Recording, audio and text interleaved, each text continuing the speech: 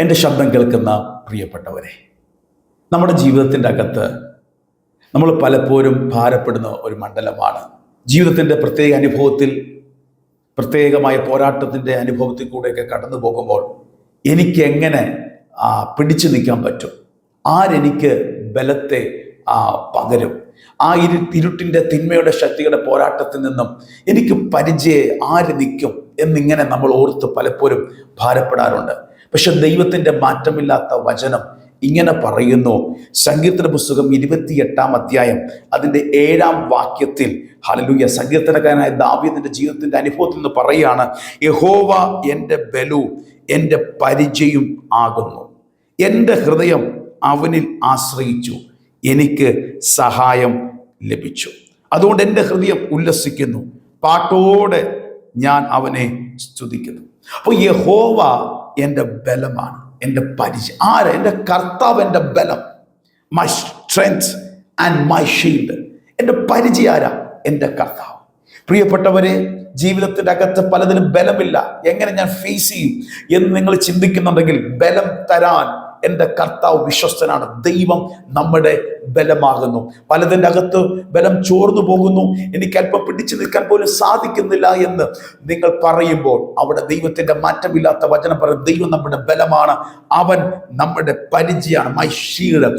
എന്താണ് പരിചയം എന്ന് പറയുന്നത്? ഇരുട്ടിൻ്റെ പോരാട്ടങ്ങൾ, ദുഷ്ടൻ ഈ അമ്പുകളെ തകർത്ത് നിർത്തുവാൻ തക്കവണ്ണം നമ്മെ പ്രൊട്ടക്റ്റ് ചെയ്യുന്നതാണ് ദൈവത്തിൻ്റെ പരിചയം. ദൈവം നമ്മുടെ ബലമാണ്, പരിചയമാണ്. ഞാൻ അവങ്കിൽ ആശ്രയിച്ചു, എൻ്റെ ഹൃദയം ദൈവത്തിങ്കിൽ ആശ്രയിച്ചു, എനിക്ക് സഹായം ലഭിച്ചു.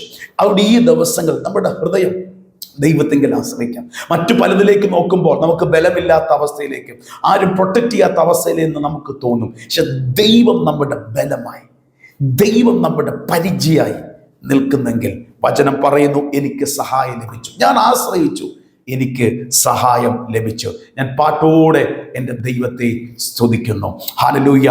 ഇത് തന്നെ പ്രിയപ്പെട്ടവരെ, ഇതുപോലൊരു അനുഭവത്തിൽ കൂടെ യഹോശഫാത്ത് എന്ന് പറയുന്ന രാജാവ് കടന്നുപോയി. വിശുദ്ധ ബൈബിൾ പഴയ നിയമം പരിശോധിക്കുമ്പോൾ വലിയ കൂട്ടം മോവാബ്യരും വലിയൊരു കൂട്ടം യഹൂദ ജനത്തിനെതിരെ, രാജാവിനെതിരെ യുദ്ധത്തിന് വന്നു. ആദ്യം യഹോശഫാത്ത് ഭയപ്പെട്ടു. പക്ഷേ ദൈവത്തിലേക്ക് തിരിഞ്ഞ് ദൈവമുഖം അന്വേഷിച്ചു, ഉപവസിച്ചു, പ്രാർത്ഥിച്ചു, ദൈവസഹായത്തിനായി ദൈവത്തിൽ ആശ്രയിച്ചു എന്ന് ദൈവത്തിന്റെ വചനം പറയുന്നു. ഒരു വലിയ പ്രതിസന്ധി വന്നു. ആര് പ്രൊട്ടക്റ്റ് ചെയ്യും? എങ്ങനെ? ബലമില്ലാത്തൊരവസ്ഥ. ദൈവമുഖം അന്വേഷിച്ച് ദൈവസന്നിധി പ്രാർത്ഥിപ്പാനിരുന്നു. ദൈവം ആലോചന പറഞ്ഞു. അവർ പ്രാർത്ഥിക്കുന്ന പ്രാർത്ഥന, ദൈവമേ, ഈ വലിയ സമൂഹത്തെ നേരിടാൻ ഞങ്ങൾക്ക് ശക്തിയില്ല, ഞങ്ങൾക്ക് കഴിവില്ല, ഞങ്ങൾക്ക് ബലമില്ല, പക്ഷെ എങ്കിലും ഞങ്ങളുടെ കണ്ണ് നിങ്കിലേക്ക് നോക്കുന്നു. ഇത് തന്നെ ആയിരിക്കട്ടെ പ്രിയപ്പെട്ടവരെ നമ്മുടെ ജീവിതത്തിന് അനുഭവം. പലതിൻ്റെ അകത്ത് നമുക്ക് കഴിവില്ല, നമുക്ക് പറ്റുന്നില്ല എന്നായിരിക്കാം, പക്ഷെ നമ്മുടെ കണ്ണ് ദൈവത്തിങ്കിലേക്ക് നോക്കുക. നിശ്ചയമായി ദൈവം അവരോട് ഒരു ആലോചന പറഞ്ഞു, യുദ്ധം നിങ്ങളുടേതല്ല, യുദ്ധം എൻ്റേതത്രേ, യഹോവയുടെ അത്രേ. ദൈവം അവർക്ക് വേണ്ടി യുദ്ധം ചെയ്തു. തുടർന്നുള്ള വാക്കുകൾ നമ്മൾ പരിശോധിക്കുമ്പോൾ വചനം ഇങ്ങനെ പറയുന്നു, ദൈവം തൻ്റെ ജനത്തിന് ഒരു വലിയ ജയത്തെ കൊടുത്തു. അവർക്ക് ഉല്ലാസത്തിൻ്റെ, ജയത്തിൻ്റെ, അനുഗ്രഹത്തിൻ്റെ, ഹല്ലേലൂയ, ബറാക്ക താൽവരയാക്കി ദൈവം അവർക്ക് വലിയൊരു ജയത്തെ കൊടുത്തു.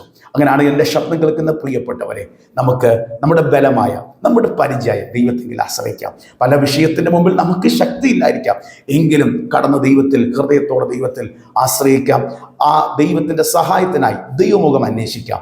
നിശ്ചയമായി നമുക്ക് ജയത്തെ നൽകും. സങ്കീർത്തനക്കാരൻ 28:7 പറയുന്ന പോലെ, അതുകൊണ്ട് എൻ്റെ ഹൃദയം ഉല്ലസിക്കുന്നു, ഞാൻ പാട്ടോടെ ഞാൻ അവനെ സ്തുതിക്കുന്നു. എൻ്റെ ഹൃദയം ദൈവത്തിൽ ആശ്രയിച്ചു. ദൈവത്തിൽ ആശ്രയിക്കുന്നവരോട് ദൂത് പറയുന്നു, ഹൃദയം ഉല്ലസിക്കത്തക്കവണ്ണം ദൈവത്തിൻ്റെ പ്രവൃത്തി നിങ്ങൾക്കായി, നിങ്ങളുടെ കൂടാരത്തിനായി ദൈവം നിശ്ചയമായി ചെയ്യും. അതുകൊണ്ട് വിശ്വസിക്കുക, ദൈവത്തിൽ ആശ്രയിക്കുക. നമ്മുടെ ആശ്രയവും പരിചയവും നമ്മുടെ ബലവുമാണ്.